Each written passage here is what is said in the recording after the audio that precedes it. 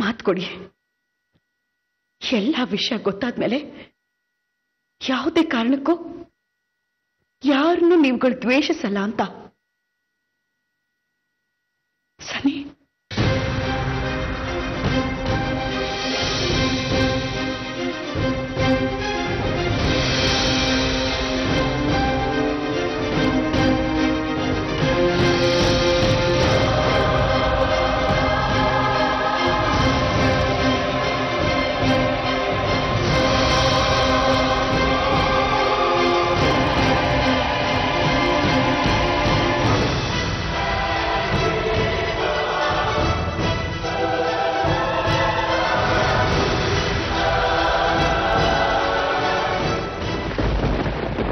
ನಾನಾಗಿನ್ನು ಕಾಲೇಜಲ್ಲಿ ಓದ್ತಾ ಇದ್ದೆ.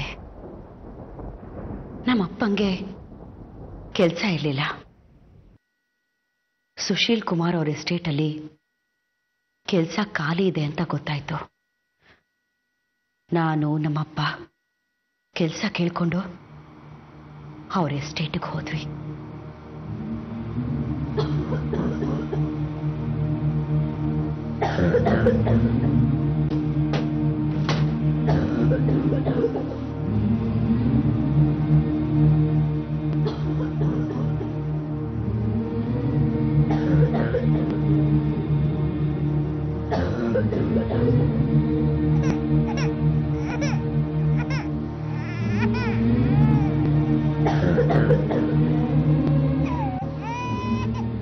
ನಮಸ್ಕಾರ ಸರ್. ಯಾರು? ನನ್ನ ಹೆಸರು ವೆಂಕಟರಾಮ್ ಅಂತ. ಇಲ್ಲಿ ಮ್ಯಾನೇಜರ್ ಪೋಸ್ಟ್ ಖಾಲಿ ಇದೆ ಅಂತ ಗೊತ್ತಾಯ್ತು. ನಮ್ದು ದೂರದ ಊರು ಕರ್ನೂಲ್. ಇದ್ದ ಆಸ್ತಿ ಎಲ್ಲ ಕಳ್ಕೊಂಡ್ಬಿಟ್ಟೆ.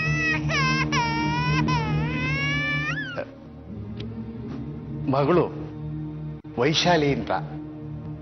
ತಾಯಿ ಇಲ್ಲ. ಕಾಲೇಜ್ ಓದಿಸ್ಬೇಕು ಅಂತ ಇದ್ದೀನಿ. ನನಗಿಲ್ಕೊಂದು ಕೆಲಸ ಅಂತ ಆದ್ರೆ ಅವಳು ನನ್ನ ಜೊತೆಯಲ್ಲಿದ್ದು ನಿಮ್ಮ ಮನೆ ಕೆಲಸ ಮಾಡ್ಕೊಂಡಿರ್ತಾಳೆ. ಅವಕಾಶ ಮಾಡಿಕೊಡ್ಬೇಕು. ಔಟ್ ಹೌಸ್ ಖಾಲಿ ಇದೆ, ಅಲ್ಲಿ ಉಳ್ಕೊಳ್ಳಿ.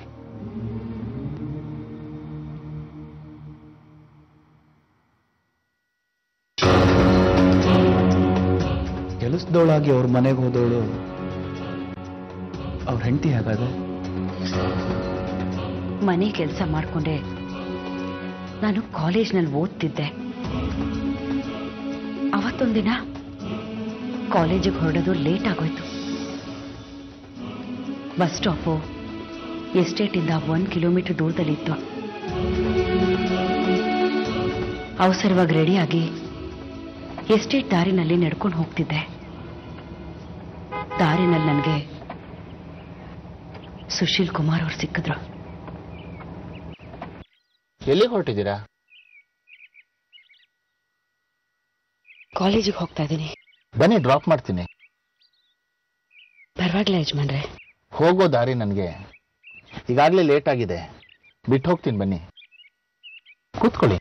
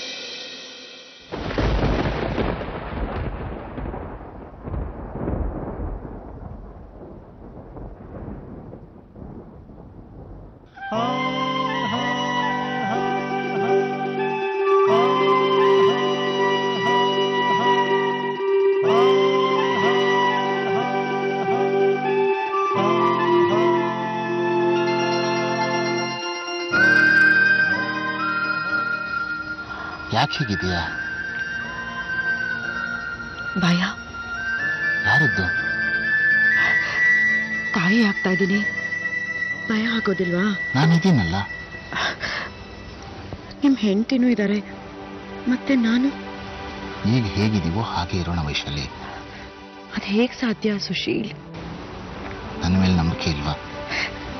ನಾನೀಗ ಹೇಳಿದ್ನಾ? ನೆಮ್ಮದಿ ಇಲ್ಲದೆ ಇರೋ ನನ್ನ ಬದುಕಿನಲ್ಲಿ ನೆಮ್ಮದಿ ಕೊಟ್ಟಿದ್ದೀಯ. ಸಂತೋಷ ಅಂದ್ರೆ ಏನು ಅನ್ನೋದನ್ನ ತೋರಿಸ್ಕೊಟ್ಟಿದ್ದೀಯ.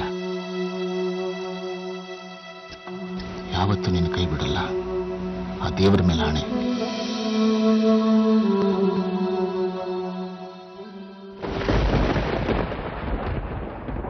ಈ ಹಂತದಲ್ಲಿ ನಿಮ್ಗೇನು ಅನುಮಾನ ಬರ್ತಿದೆ ಅಂತ ನನಗೆ ಚೆನ್ನಾಗಿ ಗೊತ್ತು. ಸುಶೀಲ್ ನನಗೆ ಮೋಸ ಮಾಡಿದ್ರು ಅಂತ ತಾನೆ? ಖಂಡಿತ ಇಲ್ಲ. ಯಜಮಾನ್ರೆ, ಹೆಣ್ಮಗು ಆಯ್ತು.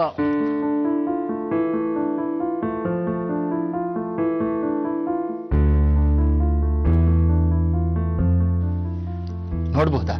ನೋಡ್ಬೋದು, ಬನ್ನಿ.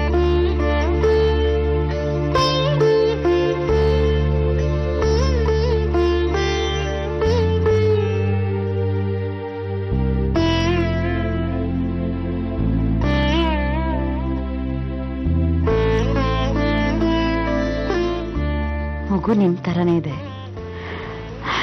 ಮುದ್ದಾಗಿದೆ.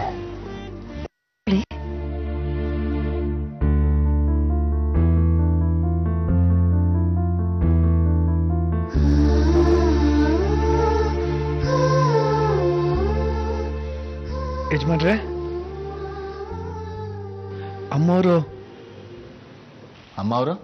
ಹೋಗ್ಬಿಟ್ರು ಯಜಮಾನ್ರೆ.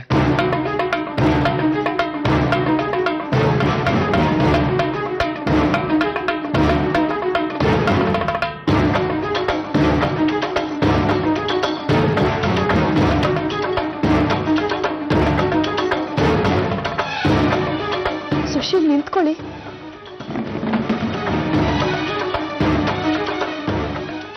ಅಪ್ಪ, ಮಗು ತಗೊಂಡು ಎಲ್ಲಿಗೆ ಹೋಗ್ತಾ ಇದ್ದೀರಾ? ಸಾಕಕ್ಕೆ ಏನಾಗಿದೆ ನಿಮ್ಗೆ? ಈ ಮಗುನ್ ನೋಡಿದ್ರು ನನ್ನ 1000 ಪ್ರಶ್ನೆ ಕೇಳ್ತಾರೆ. ಏನಂತ ಉತ್ತರ ಹೇಳಿ? ಮದುವೆನೇ ಆಗದೆ ಮಗು ಹೆತ್ತಿದಳಲ್ಲ, ನಾವು ಒಂದಿನ ನಿಮ್ಮನೆಗೆ ಬರ್ಬೋದಾ ಅಂತಾರೆ. ಹಾಗೆ ಹೇಳ್ಬೇಡಿಪ್ಪ, ಅವ್ರು ತುಂಬಾ ಒಳ್ಳೆಯವರು. ಯಾವತ್ತೂ ನನ್ನ ಕೈ ಬಿಡಲ್ಲ ಅಂತ ಹೇಳಿದ್ದಾರೆ. ಹಾಗಂತ ಪೇಪರ್ ಬರ್ಕೊಟ್ಟಿದಾರ? ದೇವ್ರ ಮುಂದೆ ಹಾಣಿ ಮಾಡಿದ್ದಾರೆ. ಯಾರು ನೋಡಿದಾರ ಅದನ್ನ? ನೋಡು, ಒಂದಲ್ಲ ಒಂದಿನ ನಿನ್ ಕೆರೆನೋ ಬಾವಿನೋ ನೋಡ್ಕೋಬೇಕಾಗುತ್ತೆ. ಅವ್ರಿಗೆ ಅವರು ಮುಖ್ಯ, ನೀನಲ್ಲ.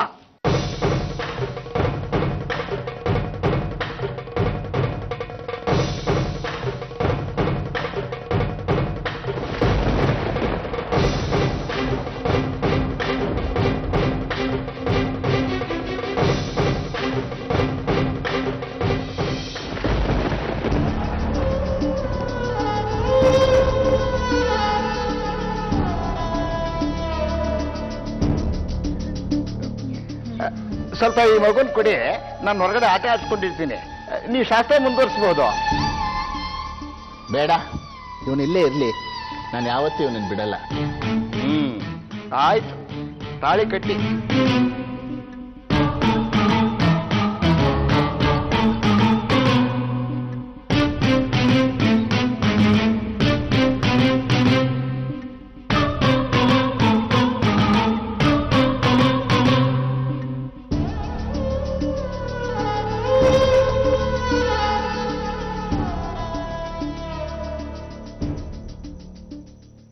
ನಿನ್ನ ಗಂಡನ್ನ ನೀನು ಅಂಕೆಯಲ್ಲಿಟ್ಕೋ. ಯಾವತ್ತಿದ್ರು ನೀನು ಎರಡನೇ ಹೆಂಡತಿ, ಜ್ಞಾಪಕ ಇರಲಿ. ನೋಡು, ಅವನು ನಿನ್ನ ಮಾತೇ ಕೇಳಬೇಕು, ಹಾಳು ಮಾಡ್ಕೋಬೇಕು. ಆ ಮೊದಲನೇ ಹೆಂಡತಿ ಮಗು ಇದೆಯಲ್ಲ, ಅದು ಯಾವತ್ತಿದ್ರು ತೊಡಕೆ. ನಿನ್ನ ಗಂಡನ್ನ ಒಲಿಸ್ಕೋ. ಅವನಿಗೆ ನಿನ್ನ ಮೇಲೆ, ನಿನ್ನ ಮಕ್ಕಳ ಮೇಲೆ ಹೆಚ್ಚು ಮೋಹ ಬರಬೇಕು. ಹಾಗೆ ಮಾಡ್ಕೋ. ಎಲ್ಲಿವರೆಗೂ ಅವನಿಗೆ ನಿನ್ನ ಮೇಲೆ ಆಸಕ್ತಿ ಇರುತ್ತೋ ಅಲ್ಲಿವರೆಗೂ ನೀನು ಸುರಕ್ಷಿತವಾಗಿರ್ತೀಯ. ಹಾಗೆ ಮಾಡ್ಕೋ. ಹುಷಾರ್ ಹುಷಾರ್.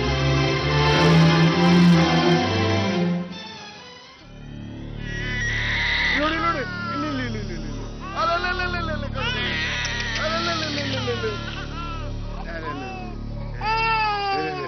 ಮಗುನ್ ಸ್ವಲ್ಪ ಎತ್ಕೊಳ್ಳಿ, ಹೊರಗಡೆ ಹೋಗ್ಬೇಕು.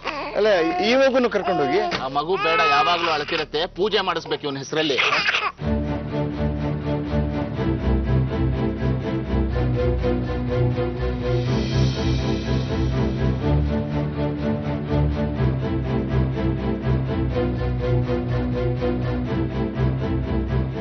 ತಗೋ ಹೊರಗಡೆ ಕರ್ಕೊಂಡೋಗಕ್ಕೆ ಪೂಜೆ ಮಾಡ್ಸಕ್ಕೆ ಆ ಮಗು ಮನೆ ಚಾಕರಿ ಈ ಮಗು ಅಷ್ಟೇ ಅಷ್ಟೇ ನಿಮ್ ಯೋಗ್ಯತೆ. ಚಾಕರಿ ಮಾಡ್ಕೊಂಡು ಸಾಯ್ರಿ. ನನ್ ಮಕ್ಳು ಅವ್ರಿಗೆ ಮಕ್ಳಲ್ವಾ? ನನ್ ಮಕ್ಳಿಗೆ ಅಪ್ಪನ ಪ್ರೀತಿ ಹಕ್ಕಿಲ್ವಾ? ಅವ್ರ ಮಗನ್ ಮೇಲಿರೋ ಕಾಳಜಿ ನನ್ ಮಕ್ಳ ಮೇಲೆ ಇಲ್ಲ ಅವ್ರಿಗೆ. ಇವತ್ತು ಪ್ರೀತಿ ಇಲ್ಲ, ನಾಳೆ ಏನೇನೂ ಇರಲ್ಲ. ಅಂದ್ರೆ ಅಪ್ಪನ ಮೇಲಿನ ಅಧಿಕಾರ, ಆಸ್ತಿನಲ್ಲಿ ಪಾಲು ಏನೂ ಇರಲ್ಲ. ಕೆಲಸದವ್ರ ಮಕ್ಕಳ ತರ ಬದುಕಬೇಕಾಗುತ್ತೆ. ಇಲ್ಲಪ್ಪ, ನನ್ ಮಕ್ಳಿಗೆ ಅನ್ಯಾಯ ಆಗೋದಕ್ಕೆ ನಾನ್ ಬಿಡೋದಿಲ್ಲ.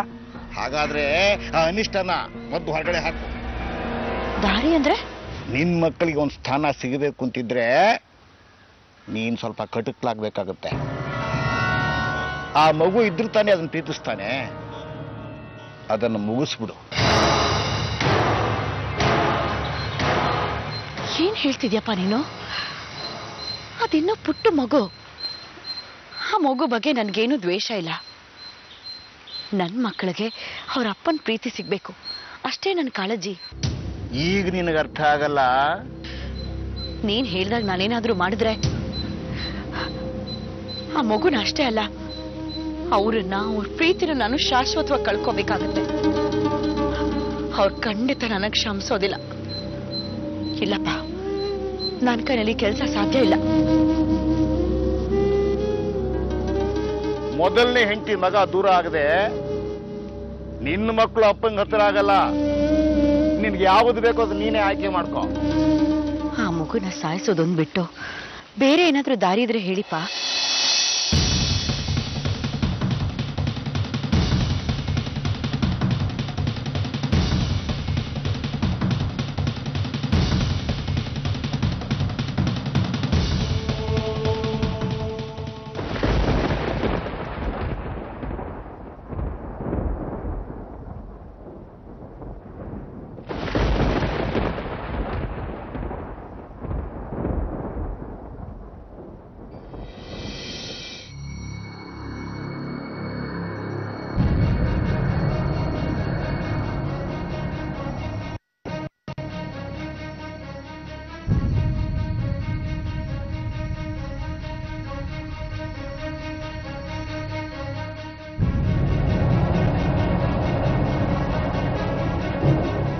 ಇದನ್ನ ಬಿಟ್ಟು ಬೇರೆ ದಾರಿ ಇಲ್ಲ. ನನಗೆ ನನ್ನ ಮಕ್ಕಳೇ ಮುಖ್ಯ. ಅವ್ರಿಗೂ ತಂದೆ ಪ್ರೀತಿ ಹಕ್ಕು ಸಿಗ್ಬೇಕು, ಅವ್ರಿಗೂ ಆಸ್ತಿ ದಕ್ಬೇಕು. ನೀನಿದ್ರೆ ಅದ್ಯಾವುದು ಸಿಗಲ್ಲ. ನನ್ನ ಗಂಡನ ನನ್ನಿಂದ ನನ್ನ ಮಕ್ಕಳಿಂದ ದೂರ ಮಾಡದೇ ಇದ್ದಿದ್ರೆ ನಿನಗೆ ಈ ಸ್ಥಿತಿ ಬರ್ತಾ ಇರಲಿಲ್ಲ. ಆದ್ರೆ ನೀನ್ ಹೆತ್ತವಳ ಪುಣ್ಯ, ನಿನ್ ತಂದೆ ಪುಣ್ಯ, ಒಂದು ಒಳ್ಳೆ ಬದುಕು ಸಿಕ್ಕಿದೆ. ಆದ್ರೆ ನನ್ನ ಮಕ್ಕಳಿಗದಿಲ್ಲ. ಅದಕ್ಕೆ ಅದನ್ನ ನಾನೀಗ ನಿನ್ನಿಂದ ಕಿತ್ಕೋಬೇಕಾಗಿದೆ. ಅದಕ್ಕೆ ಹೀಗೆ ಮಾಡ್ತಾ ಇದ್ದೀನಿ.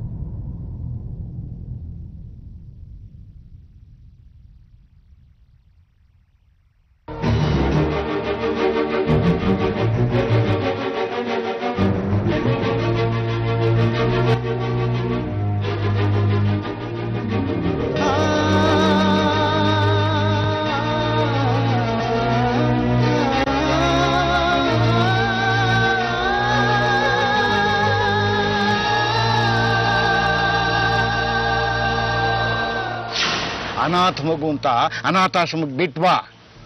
ಮಗು ಕಳೆದೋಯ್ತು, ತಪ್ಪಿಸ್ಕೊಂಡ್ಬಿಡ್ತು ಅಂತ ಕಥೆ ಕಟ್ಟು. 4 ದಿನ ಗೋಳಾಡ್ತಾನೆ. ಆಮೇಲೆ ನಿನ್ ಮಕ್ಕಳು ನೋಡ್ತಾ ನೋಡ್ತಾ ಆ ಮಗುನ್ ಮರಿತಾನೆ ಅಷ್ಟೇ. ದಯವಿಟ್ಟು ನನಗೆ ಕ್ಷಮಿಸು.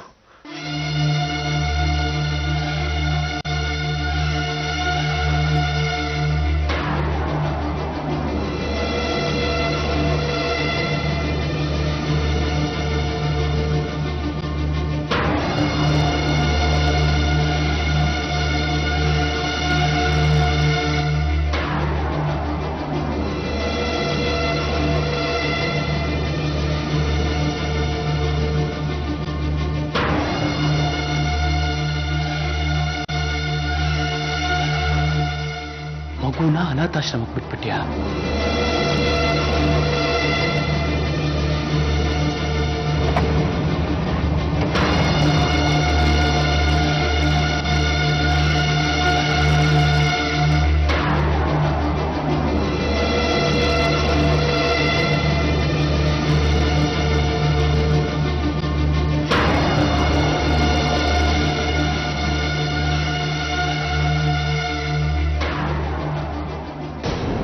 ಏನು ಮಾಡಿದೆ ನನ್ನ ಮಗನ್ನ? ಕೇಳಿದಿದ್ರೆ ಭಿಕ್ಷೆ ಅಂತ ಎಲ್ಲ ನಿನಗೆ ಬರ್ಕೊಟ್ಟು ಹೋಗ್ತಾ ಇದ್ದೆ. ಅದಕ್ಕೋಸ್ಕರ ನನ್ನ ಮಗನ್ನ ನನ್ನಿಂದ ದೂರ ಮಾಡಿದ್ದೀಯಾ? ಎಲ್ಲಿ ಬಚ್ಚಿಟ್ಟಿದ್ದೀಯಾ ಹೇಳೋ? ಏನು ಮಾಡಿದ್ದೀಯಾ ಹೇಳೋ? ಹೇಳೋ. ಜೀವ ಸಹಿತ ಬಿಟ್ಟಿದ್ದೀಯಾ?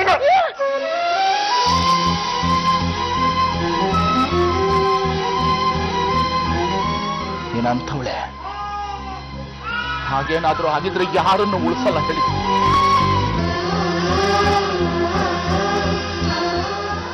ನನ್ನ ಮಗ ನನಗೆ ಬೇಕು. ಎಲ್ಲಿದ್ದಾನೆ ಹೇಳು? ಹೇಳಲ್ಲ ಅಲ್ವಾ? ನಾನೇ ಹುಡುಕ್ತೀನಿ ನನ್ನ ಮಗನ್ನ, ನಾನೇ ಹುಡುಕ್ತೀನಿ. ಸುಶೀಲ್, ಸುಶೀಲ್, ಇವರು ನಿಮ್ಮ ಮಕ್ಕಳೇ. ದಯವಿಟ್ಟು ದೂರ ಸರಿ. ಇವತ್ತಿಗೆ ನನ್ನ ನಿನ್ನ ಸಂಬಂಧ ಮುಗಿತ್ತು. ಹಾಗೆ ಹೇಳ್ಬೇಡಿ ಸುಶೀಲ್. ಮಕ್ಕಳು ಮಾತ್ರ ಮಕ್ಕಳ. ಆ ಮಗ ಮಗು ಅಲ್ವಾ? ಮಲತಾಯಿ. ಅದಕ್ಕೆ ನಿನ್ನ ನೆರಳು ಅವನ ಮೇಲೆ ಸೋಕದೆ ಇರೋ ಹಾಗೆ ನೋಡ್ಕೋತಾ ಇದ್ದೆ.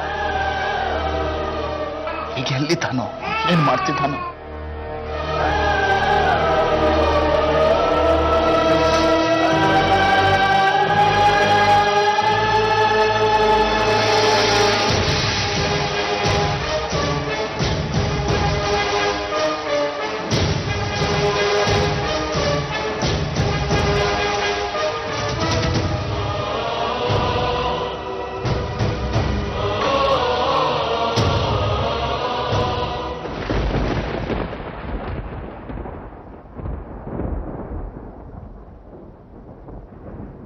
ತಾನೇ ನಿನಗೆ ಬೇಕಾಗಿದ್ದು?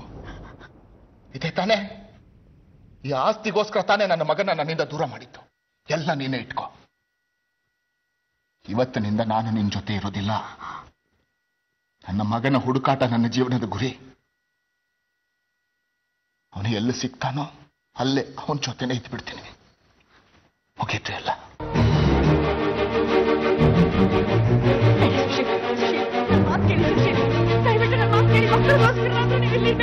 ಸುಶೀಲ್,